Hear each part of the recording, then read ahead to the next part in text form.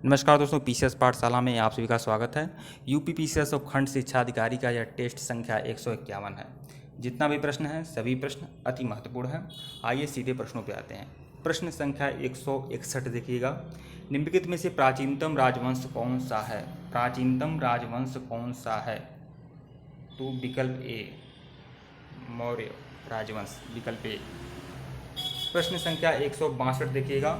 बौद्ध धर्म के अधिकांश ग्रंथ किस भाषा में लिखे गए थे? बौद्ध धर्म के जो अधिकांश ग्रंथ हैं वह किस भाषा में लिखे गए थे? तो पाली भाषा में लिखे गए थे, विकल्प डी। प्रश्न संख्या 163 देखिएगा। अशोक की तृतीय बौद्ध परिषद कहाँ बुलाई थी? अशोक ने तृतीय बौद्ध परिषद कहाँ बुलाई थी? तो तृतीय बौद्ध परिषद बुलाई गई थी पाटलिपुत्र में, पाटलिपुत्र में, विकल्प ए। प्रश्न संख्या 164 देखिएगा। निम्नलिखित में से वह व्यक्ति कौन है जिसका नाम देवनाम प्रियदर्शी है?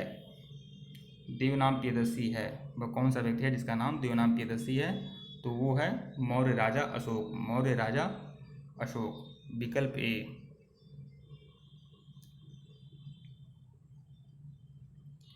प्रश्न संख्या 165 देखिएगा। अशोक की प्रशासनिक नीति में भारी परिवर्तन किस घटना से आया? अशोक की प्रशासनिक नीति में भारी परिवर्तन किस घटना से आया था? तो कलिंग युद्ध से आया, विकल्प बी।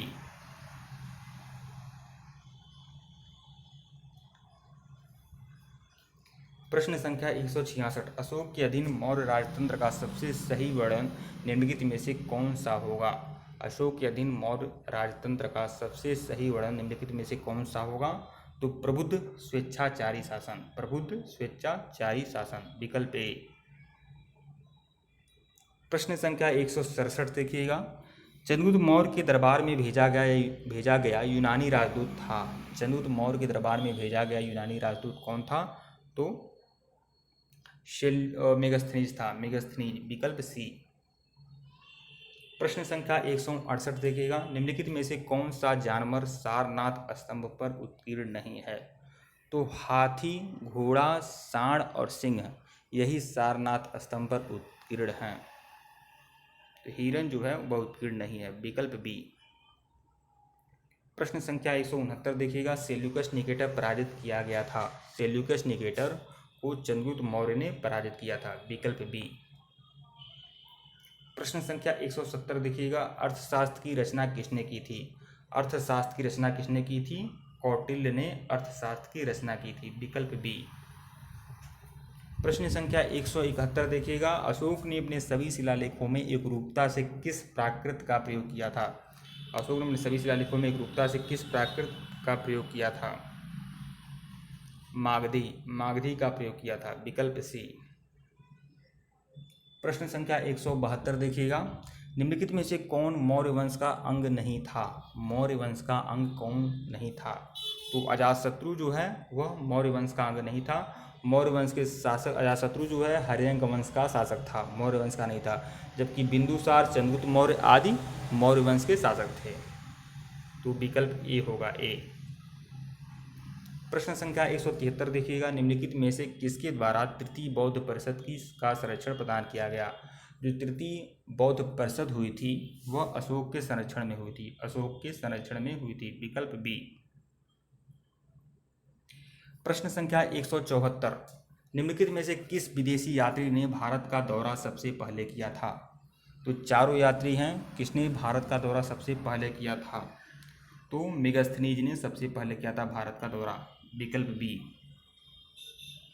प्रश्न संख्या 175 देखिएगा। निम्नलिखित में से सम्राट अशोक की वह पत्नी कौन थी जिसने उसको सबसे ज़्यादा प्रभावित किया था? तो वह पत्नी थी कारुबाकी। कारुबाकी ने सम्राट अशोक को सबसे ज़्यादा प्रभावित किया था, विकल्प डी। प्रश्न संख्या 176 देखिएगा। तक्षशिला विश्वविद्यालय किन दो नदियों के बीच स्थित था?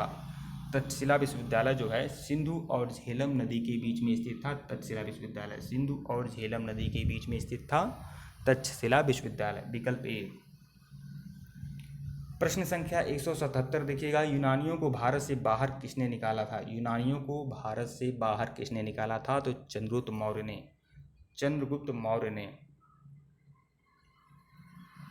काबुल, कंधार, हेरात और मकरान, इन सभी भारतीय राज्यों पर अधिकार कर लिया था, जो विदेशियों के अधिकार में था, उसको पुनः चंद्रगुप्त मौर्य ने अपने अधिकार में किया और उन्होंने यूनानियों को भारत से बाहर निकाला। तो विकल्प ए जो है वह सही है। प्रश्न संख्या 178 देखिएगा, चंद्रगुप्त मौर्य का प्रसिद्ध गुरु चाणक्य निम्नलिखित में से किस विद्या केंद्र से संबंधित है? तो चाणक्य जो है किस विद्या केंद्र से संबंधित था? तो तक्षशिला से संबंधित था चाणक्य, विकल्प ए। प्रश्न संख्या 179 देखिएगा, प्राचीन भारत का प्रसिद्ध शासक कौन था जिसने अपने जीवन के अंतिम दिनों में जैन धर्म अपना लिया था? तो वह शासक था चंद्रगुप्त मौर्य। चंद्रगुप्त मौर्य जो अपने जीवन के अंतिम दिन में जैन धर्म अपना लिया था। प्रश्न संख्या 180 देखिएगा, कलिंग युद्ध किस वर्ष में हुआ था? कलिंग युद्ध जो हुआ था किस वर्ष हुआ था? 261 ईसा पूर्व में। 261 ईसा पूर्व में कलिंग युद्ध हुआ था, विकल्प ए। ठीक है दोस्तों, वीडियो को लाइक और शेयर जरूर करिएगा। इसके पहले का वीडियो नहीं देखे हैं तो प्लेलिस्ट में जाइएगा, यूपीपीसीएस और बीईओ टेस्ट सीरीज के नाम से प्लेलिस्ट बनी हुई है। सारी टेस्ट सीरीज वहाँ उपलब्ध है, खंड शिक्षा अधिकारी के लिए और यूपीपीसीएस के लिए, और इसके समकक्ष जितनी भी परीक्षाएं होती हैं सभी के लिए हमारी यह सीरीज बहुत ही महत्वपूर्ण है। आप हमारे टेलीग्राम ग्रुप को भी ज्वाइन कर लीजिएगा, फेसबुक ग्रुप को भी ज्वाइन कर लीजिएगा, दोनों का लिंक डिस्क्रिप्शन में है। यूपीपीसीएस और खंड शिक्षा अधिकारी का अगर संपूर्ण सारगर्भित रामबाण मटेरियल चाहिए तो उसके लिए आप हमारे ऑफिशियल व्हाट्सएप नंबर पर संपर्क करिएगा। ऑफिशियल व्हाट्सएप नंबर डिस्क्रिप्शन में दर्ज है। अन्य परीक्षाओं की तैयारी के लिए भी अगर आपको मटेरियल की आवश्यकता है तो उसके लिए भी आप हमारे ऑफिशियल व्हाट्सएप नंबर पर संपर्क कर सकते हैं। ऑफिशियल व्हाट्सएप नंबर डिस्क्रिप्शन में दर्ज है। वीडियो को लाइक और शेयर जरूर करिएगा दोस्तों। धन्यवाद आप लोग को।